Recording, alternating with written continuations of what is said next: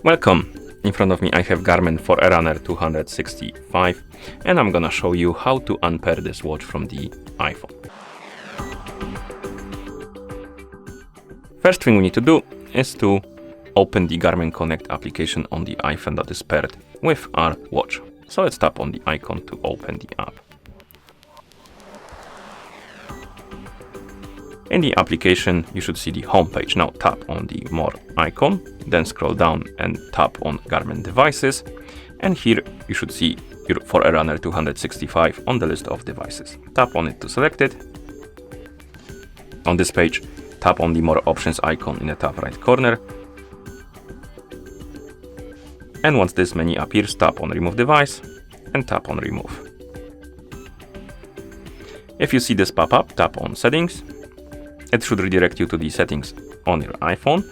Here we can tap on back button to go back to the settings, the main page of settings, right here.